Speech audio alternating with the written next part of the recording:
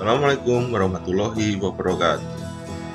Perkenalkan, nama saya Sartono Sarjana Pendidikan, guru di SDN 1 Pocowatu, Kecamatan Sambong, CGP Angkatan 5 Kabupaten Blora. Saya di sini akan memberikan materi tentang modul 3.2.A.9 koneksi antar materi pemimpin dalam pengelolaan sumber daya.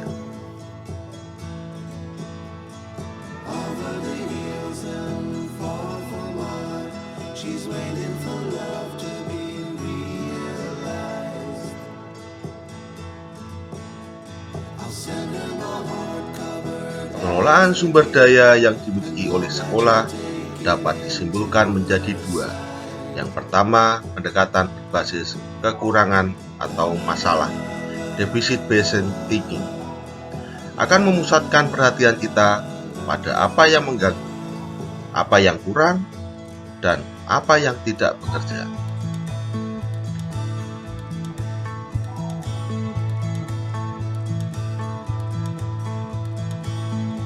Berdasarkan pendekatan ini, pandangan yang dilakukan dimulai dari ketidaknyamanan. Pendekatan ini lebih mengarah bagaimana kita menciptakan solusi untuk mengatasi masalah-masalah yang ada di sekolah. Dan yang kedua adalah pendekatan berbasis aset.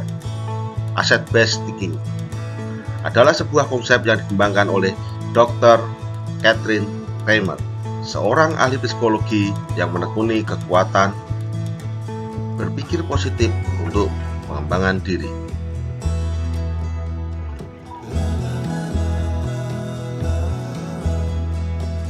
Pendekatan ini merupakan cara praktis menemukan dan mengenali hal-hal yang positif dalam kehidupan dengan menggunakan kekuatan sebagai tumpuan berpikir. Kita diajak untuk memusatkan perhatian pada apa yang bekerja, yang menjadi inspirasi, yang menjadi kekuatan, ataupun potensi yang positif.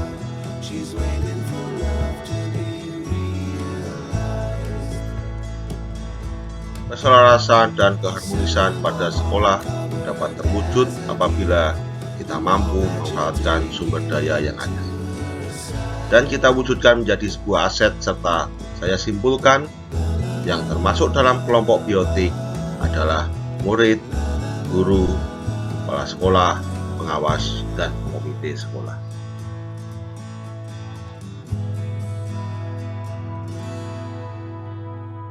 Faktor-faktor dalam kelompok abiotik adalah sarana prasarana dan keuangan.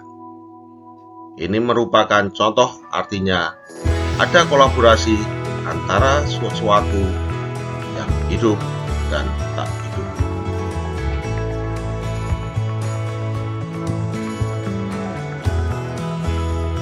Kemandirian dari suatu komunitas untuk mendapatkan menyelesaikan tantangan yang dihadapinya dengan bermodalkan kekuatan dan potensi yang ada di dalam diri mereka sendiri disebut pendekatan pengembangan komunitas berbasis aset.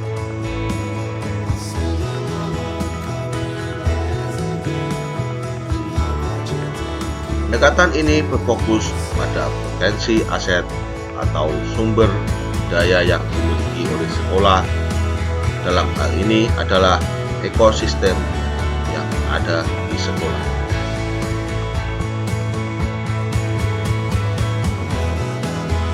Pendekatan komunitas berbasis aset ini sangat cocok diterapkan di sekolah, karena termasuk banyak sekali aset yang dapat dijadikan kekuatan untuk menciptakan sekolah yang lebih baik.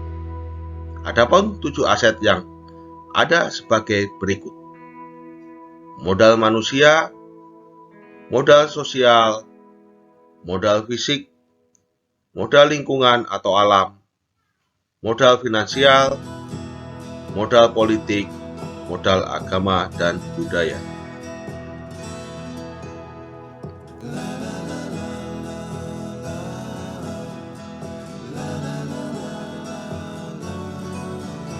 Kesimpulan terkait materi pemimpin pembelajaran dalam pengelolaan sumber daya: menjadi seorang pemimpin harus mampu meningkatkan rasa kepekaan terhadap kondisi dan situasi yang ada di sekolah, Karena berdasarkan inilah kita akan mampu melakukan tindakan yang tepat untuk kemajuan sekolah.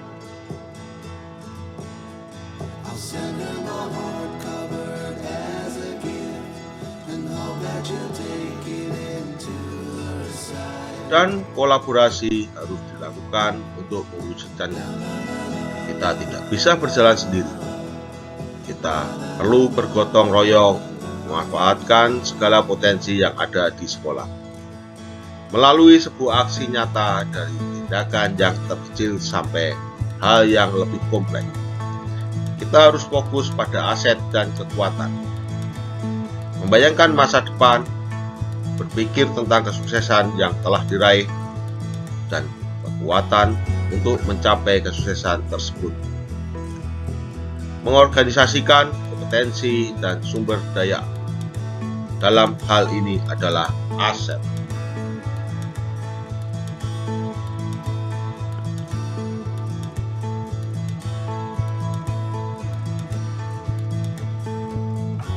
Hubungan antara sebelum dan sesudah mengikuti pelatihan terkait modul ini.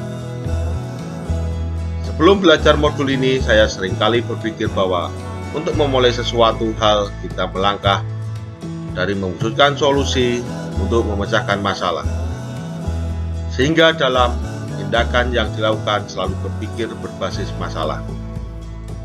Sehingga setelah saya mempelajari modul ini, saya tersadar bahwa banyak sekali potensi yang dapat kita gali untuk mewujudkan sekolah yang berkualitas dan menyenangkan. Hubungan dengan materi pada modul-modul sebelumnya.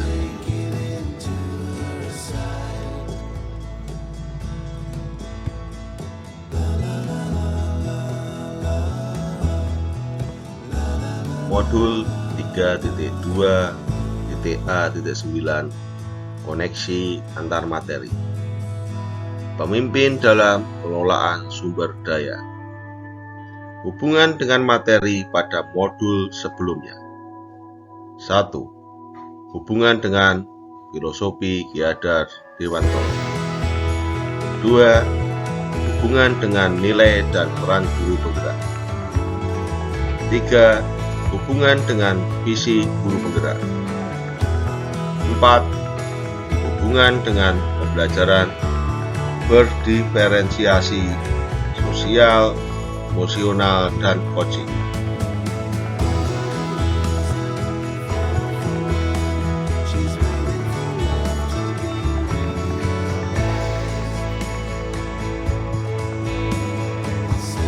Hubungan dengan filosofi Ki Hadar Dewantoro. Ki Hadar Dewantoro memandang pendidikan sebagai suatu proses menuntun segala kodrat pada anak. Hidup tumbuhnya anak itu di luar dari kecakapan atau kehendak kita sebagai pendidik. Setiap anak adalah makhluk, manusia, dan benda hidup yang hidup dan bertumbuh menurut kodratnya sendiri. Karenanya, sebagai seorang pendidik, kita hanyalah sebagai pamong dalam pembelajaran yang bisa menjadi teladan, pendorong, dan penyemangat bagi anak didiknya.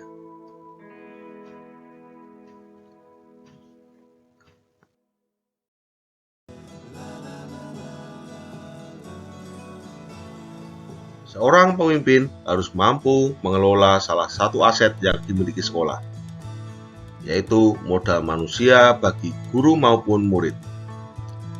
Seorang pemimpin harus bisa mendorong para guru melaksanakan pembelajaran yang berpihak kepada murid, sehingga murid dapat berkembang sesuai kodratnya.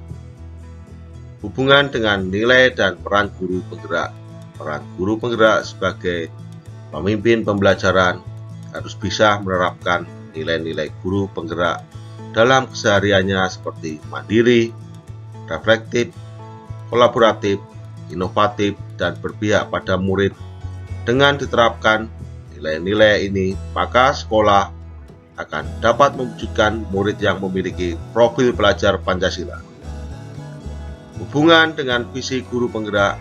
Seorang pemimpin haruslah bisa menyusun visi dan misi yang berpihak pada murid sebagai aset manusia yang ada di sekolah. Seorang pemimpin akan dapat melakukan perubahan, jadikan sekolah berbasis sumber daya yang mampu menggerakkan seluruh warga sekolah untuk melakukan perubahan yang akan berdampak pada peningkatan kualitas pembelajaran. Hubungan dengan pembelajaran berdiferensiasi, sosial emosional, dan coaching pembelajaran berdiferensiasi, mengelola sumber daya sesuai minat dan bakat dari murid, sehingga menghasilkan pembelajaran yang berkualitas dan berdampak pada murid.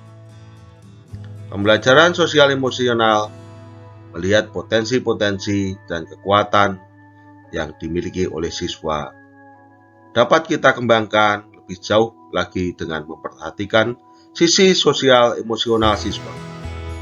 Hubungan dengan coaching diperlukan dalam menganalisis, menggali potensi yang dimiliki oleh siswa untuk dapat dikembangkan agar supaya siswa akan dapat berkembang dengan maksimal.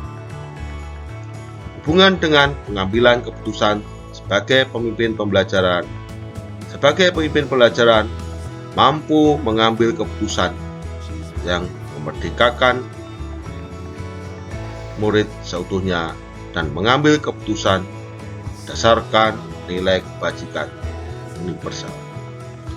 Memperhatikan paradigma, prinsip, langkah-langkah pengambilan dan pengujian keputusan, serta bertanggung jawab sebagai pemimpin yang bijaksana.